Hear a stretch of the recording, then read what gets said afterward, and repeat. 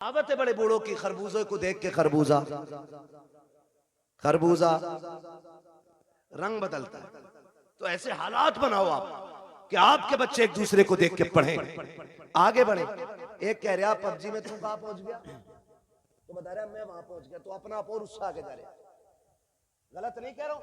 9-9 साल के इतना बड़ा मोबाइल लिए नाली पे मिलेंगे बैठे हुए, नाली पे। भाई इसको उधर घुमा दो थोड़ा सा, इसकी हवा नुकसान दे रही है। नाली पे बैठे मिलेंगे मेरी कौम के नौजवान, नालियों पे बैठने की उम्र है। पढ़िए, आगे बढ़िए। उसके बाद कहते अरे नेताओं ने बेड़ा गर्क कर दिया, इनसे बारिश नहीं करी, मेरी तो नौकरी लग रही थी, मैं तो डॉक्टर बन जाता, मास्टर बन जाता। जो कौम घूस दे के पास होती है ना, वो कभी कामयाब नहीं हुआ करती है। मेहनत करो, खुद एड़ियां रगड़ो, और जो एड़ियां तुम्हारी रगड़ी जाएंगी, जो उससे पानी निकलेगा, खुदा की कसम वो चश्मा तुम्हारी आखिरी सांस तक चलता रहेगा। गलती तुमने ये की है, दूसरे के कंधों पे चले हो। काश अपनी जिम्मेदारी लेके आगे बढ़ते, खुद मेहनत करते। अगर तुम्हारे अंदर काबिलियत होती, किसी की मां ने दूध नहीं पिलाया था, तुमसे हक छीन लेता। जो हकदार होता है उसे हक हर हाल में मिल के रहा करता। सुभान अल्लाह। नारे तकबीर, नारे रिसालत, मसलके आला हजरत, नारे तकबीर। पढ़ोगे इंशाअल्लाह? कितनी जोर से इंशाअल्लाह कह रहे हो। अल्लाह तुम्हारी इंशाअल्लाह में बरकत दे दे। हाँ तो भैया देखो, सीधी सी बात है, मैं आपको एक बता दूं, सुनना बहुत गौर से मेरी बात। एक है कानून कुदरत और एक है कानून फितरत। दोनों चीजें याद रखना। कानून कुदरत में माफी है, कानून फितरत में माफी नहीं। कानून कुदरत यह है कि तुमसे गुनाह हो गया है, एक दिन मुसल्ला बिछा के रो दो रब के आगे। वह इतना बड़ा कादिर मुतलक है, तेरी पूरी जिंदगी के गुनाह एक लम्हे में माफ कर सकता है। यह है कानून कुदरत। लेकिन एक है फितरत। वो क्या है? कानून फितरत यह है कि ट्रेन आ रही है 120 की स्पीड से और तुम यूं खड़े हो जाओ कि अल्लाह चाहेगा तभी मरेंगे, नहीं चाहेगा नहीं मरेंगे। वो आई और छींचड़े बखेड़ गई, फिर कहने लगो अल्लाह ऐसे ही चाह रहा था। ये फितरत है। आप स्पीड वाली गाड़ी के आगे खड़े होगे तो नुकसान पहुंचेगा। आप भरे दरिया में हाथ पैर बांध के डाल दो किसी को, और फिर कहो भाई कुदरत के ऊपर छोड़ दिया हमने। किसी को डेग में बंद करके पानी भर के नीचे से आग लगा दो और कहो जी कुदरत है, मरेगा मर जाएगा, बचेगा बच जाएगा। तो फितरत क्या है? बचना नहीं है ना। तो ये फितरत है। इसी तरह फितरत का ये भी कानून है, जो पढ़ेगा वो आगे बढ़ेगा, वरना आने वाले दौर में अनपढ़ों से नाली भी साफ नहीं कराई जाएगी। बिजनेस तो छोड़ो, बहुत बड़ी बात है, नालियां नहीं साफ करते और भीख भी नहीं मिलेगी। हालात इतने बदल गए। बब्बू भाई एक आया गाड़ी के पास, कहने लगा देखो, मैंने कहा टूटे नहीं है, QR कोड निकाला, कह रहा इस पे कर दो। ये भिखारियों ने तरक्की की है और हमने, अब्बा पे 18 थी, अल्लाह ने किस्मत से 3 बेटे दे दिए, 6-6 बीघे रह गई। और फिर अल्लाह ने उनको अगर 2 दे दिए, फिर 3-3 रह गई। और अगर उनके 2 हो गए, आगे रोड पर। ये कंडीशन है। पढ़ो, आगे बढ़ो।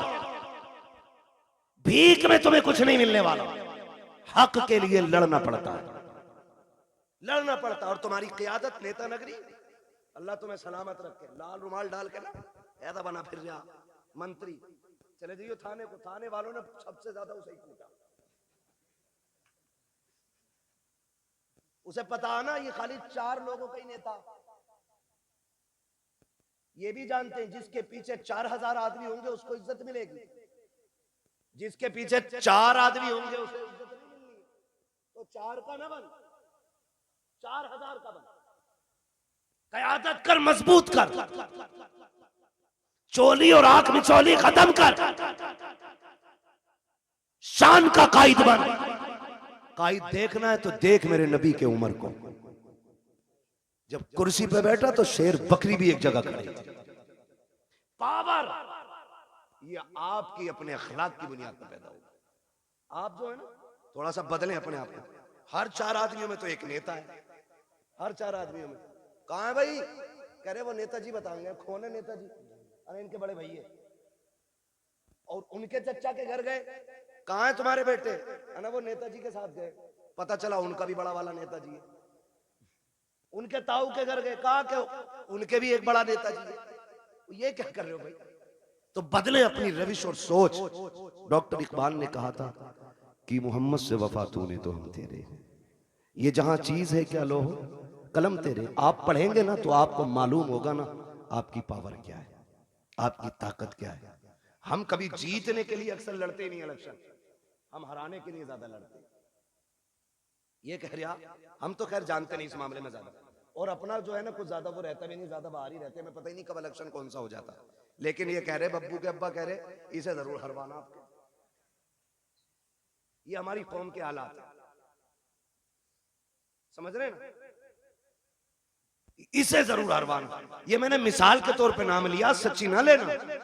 मैं सिर्फ बताना चाहता हूं कि लोगों की ये सोच है, तुम आप हराने के लिए क्यों, जीत के लिए आगे क्यों नहीं बढ़ते? जीत के लिए आगे बढ़ो, अपना हक हासिल करो। आपका एक नुमाइंदा अगर बीच चौराहे पे खड़ा हो जाए, कहते जो ये कहे वो हम कहेंगे, खुदा की कसम औकात नहीं है किसी की। अगर एसएसपी भी आके तेरे गांव के जेब कतरे को ले जाए, खुदा की कसम ये जो घरों में आग लगती है या तो तेरी लगाई है या मेरी लगाई है। आज भी वक्त है, इत्तेफाक पैदा कर लो, एक जगह खड़े हो जाओ। किसी की मां ने दूध नहीं पिलाया है, कोई तुम्हारा बाल बेका भी करके दिखा। क्या बात है भाई, जिंदाबाद जिंदाबाद। यही सोच मेरे नबी ने तुम्हें दी। बट गए कितने सारे, इतने बढ़ गए। एक ही घर के अंदर ना 2 पार्टी हैं। अब्बा किसी को वोट दे रहा, बेटा किसी को दे रहा, बीवी तीसरी पार्टी में। हाँ, खुदा की मिला ना विसाले सनम ना इधर के रहे ना। तो ऐसा मसला भाई, मैं प्रचार नहीं, मैं सिर्फ आपकी सफों में प्यार पैदा करना चाहता हूं। इसकी वजह से नफरतें पैदा नहीं होनी चाहिए। हाँ, इलेक्शन कोई हारे कोई जीते, छुट्टी इमाम साहब की ना, कुछ नहीं। मस्जिद मस्जिद है, ये अल्लाह का घर है। आके कह रहे निकालो, क्योंकि पिछले जुमे में मुझे सुनवाई आई थी, इन्होंने कही थी कलुआ कोई दियो सारे वोट। इमाम को पता ही नहीं कलुआ कौन था, वो छुट्टी हुई ना। हमारा दीन है, हम अपने दीन को खालिस रखें। मस्जिद में आए, इमाम से कहें वो तरीका बता जिस तरीके से मेरा नबी खाना खाता है, वो तरीका बताओ जिस तरीके से मेरा नबी पानी पीता है। हम इसीलिए तो हुजूर का मिलाद मनाते हैं, क्योंकि हुजूर आए तो खुदा की रहमतें बरसने लग गई, हुजूर आए तो कायनात मुस्कुराने लग गई। और हुजूर का मिलाद तो सबसे पहले मेरे रब ने ऐलान किया। हुजूर की विलादत की खुशखबरियां कायनात में मेरे रब ने फैलाई हैं। आप तारीख का ये बाप पलट करके देखिए, हर बंदा ये सोचता। मैं आपको समझाना चाहता हूँ, खुदारा सुने बहुत गौर से। आज ना बड़ी आसानी से जब देखा ना कि दामाद मालदार है तो नसब नहीं देखा, जात नहीं देखी, मजहब नहीं देखा, जाके ना हम डायरेक्ट बेटी डाला है। भाई मजहब तो देख लेता, देखता ये अकीदा है कि बद अकीदा है कि खुश अकीदा है। हम मौलाना पैसे वाला था इसलिए लड़की दे दी, लड़की सुकून से रहेगी। नहीं मेरे भाई, तूने बेटी जहन्नम में झोंक दी है, क्योंकि ये 60 साल फाके से भी कट सकते हैं, लेकिन मरने वाली बात की जो जिंदगी है वो बड़ी मुश्किल हो जाएगी। वो 60 साल की नहीं, वो दायमी जिंदगी है। इसलिए खुदा के वास्ते पैसा देख के बेटी ना दिया करो, दीन देख के बेटी दिया करो। इसलिए कि पैसे के बगैर गुजारे हैं, लेकिन दीन के बगैर गुजारा नहीं हो सकता है। आज मेरी कौम कितनी आसानी से बर्बादी के दहाने पर है, हम आपस में बर्बाद होते जा रहे हैं। हुजूर से सच्चा प्यार क्यों नहीं करते हो?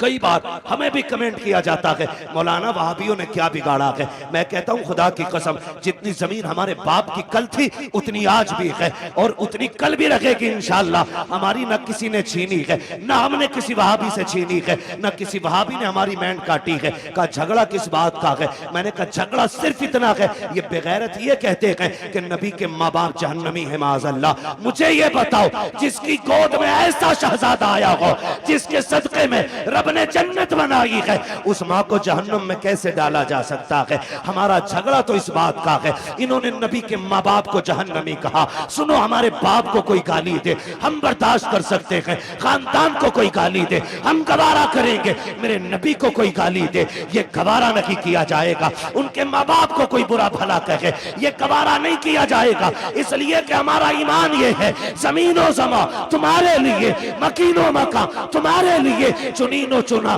तुम्हारे लिए, बने दो जहां तुम्हारे लिए, हम आए यहाँ तुम्हारे लिए, उठे भी वहां तुम्हारे लिए। क्या बात है भाई, नारे तकबीर, नारे रिसालत, नारे गौसियत, मसलके आला हजरत हजरत अल्लामा मुफ्ती हम्माद साहिब किबला, नारे तकबीर, नारे। ये हमारा नजरिया भाई, हमारा कोई झगड़ा नहीं, सिर्फ इतना झगड़ा नबी के माँ बाप को जहन्नमी कहते हैं। वो खुद मेरे नबी क्या फरमाते, आका फरमाते हैं, लोगों आदम से लेके अब्दुल्लाह तक जितने पुश्तों में मेरा नूर गया वो सारे शान वाले लोग थे। जितने रहमों से मैं गुजरता रहा वो सारे रहम अजमतों वाले। मेरे नबी ने गोया बताया कि मेरे नसब में जितने मर्द और औरतें आती हैं अल्लाह ने सबको इज्जत वाला बनाया है। ये मेरे नबी का ऐलान है। और खुदा की कसम मेरे महबूब का नूर देखे, अल्लाह ने महबूब के नूर को बनाने के बाद ज़मीन व आसमान जन्नत दोज़ख बनाए। फिर तख्लीक इंसानियत का जो मसला आया है ना, जो मसला आया है, हजरत आदम को सबसे पहले रब ने बनाया। किसको बनाया? जोर से। हजरत आदम का पुतला बनाया गया। जब वजूद तैयार हो गया, उनका वजूद तैयार, लोग कहते हैं कि इंसान पहले बंदर था। अजीब तहकीक के लिए घूम रहा है। जो बंदर की औलाद है वो बंदर कह रहे हैं अपने आप। हम तो आदम की औलाद है इसलिए आदमी है। ठीक है जी। हजरत आदम को बनाया, पहला इंसान हजरत आदम बने। जब पुतला तैयार हो गया ना तो अल्लाह ने हुक्म दिया, रूह को जाओ अंदर चली जाओ। रूह अंदर गई ना, लौट आई। रब ने फरमाया वापस क्यों आ गई? उसने कहा इसलिए आ गई कि अंदर दिल नहीं लग रहा था। मेरे नबी की शान मुलाहिजा करें कि अंदर दिल नहीं लग रहा था। फिर रब ने फरमाया अच्छा। फिर रब ने महबूब के नूर को हजरत आदम के वजूद में रखा। फिर जब रूह को हुक्म दिया अब जा, रूह गई तो अब निकलने का नाम नहीं ले रहे। कहा क्यों? कहा अब मेरा दिल लगने लगा है, क्योंकि इस वजूद में तेरे महबूब का नूर मौजूद है। हुजूर का नूर ना आदम अलैहिस्सलाम के वजूद में पहले पुश्त में रखा गया। जब पुश्त में था तो सारे फरिश्ते हाथ बांधे रहते। फिर वो नूर मुंतकिल करके पेशानी आदम में आया तो फरिश्ते सामने आ गए। हजरत आदम कहते हैं अल्लाह, ये फरिश्ते कभी पीछे कभी आगे हाथ बांधे रहते हैं, मसला क्या? रब ने फरमाया आदम बात तेरी नहीं, बात मेरे महबूब की है। क्या मतलब? का वो नूर तेरी पुश्त में था तो ये उसकी ज़ियारत के लिए पीछे खड़े रहते थे। जब पेशानी में आ गया ना तो ये सामने आने लगे। तो ये सामने आ गए, कहने लगे अल्लाह मुझे दिखा ना। फिर रब ने वो झलक हजरत आदम के नाखूनों में दिखाई। और हजरत आदम ने जब हुजूर के नूर को देखा ना तो फिर चूम लिया। जब चूम लिया, खुदा का शुक्र है हम आदम की औलाद है। उन्होंने नूरे मोहम्मद देख के चूमा था, हम नामे मोहम्मद सुन के चूम लिया करते हैं। ये हमारा तरीका। अब वो नूर हजरत आदम से हजरत अब्दुल्लाह तक आया। मुझसे गुजारिश पहले ही हो गई थी कि हुजूर का शजरा भी हो जाए। तो आज चूंकि मौजू भी है, बात भी है, मैं बताऊं कि किन किन जातों को मेरे नबी के नूर ने इज्जत बख्शी है। उसके लिए थोड़ा सा आपको मेहनत करनी पड़ेगी। आप जरा बोल दें सुभान अल्लाह। ऐसा नहीं ये सामने वाले बच्चे ना मेरा साथ दे। जब मेरा हाथ का इशारा हो ना, मैं वो हुजूर के नसब के नाम बताऊं जिन जिन जिस पुश्तों में मेरे हुजूर का नूर मुंतकिल होता रहा। ठीक है? जब मैं हाथ का इशारा करूं समझ लेना मौलवी की सांस घुटने लगे। मौलवी सांस लेना चाह रहे तो आपको क्या बोलना है? इतनी जोर से बोलना ताकि मैं अपने गांव की मस्जिद के चनों का शोर भूल जाऊं। ठीक है जी, समझ के नहीं बात? हाँ, कितनी जोर से बोलेंगे जरा बोल के दिखा। और हाथ देखते रहना मेरा, ये नहीं मैं शुरू हो जाऊं तो फिर ऐसे देखने लगा और मौलवी का दम घुटने लगा। ठीक है जी, मैं हुजूर का मिलाद पढ़ने लगा हूं, जरा बोल दे सुभान अल्लाह।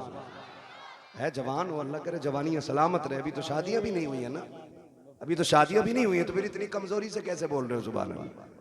जरा बोले सुभान अल्लाह। ये मैं नहीं जानता ये इनकी उम्र कितनी है, लेकिन इन्होंने ऐसा नारा लगाया था कि मुझे गैरत चढ़ गई थी कि इस उम्र में इतना तगड़ा नारा। अल्लाह इन्हें सलामत रखे।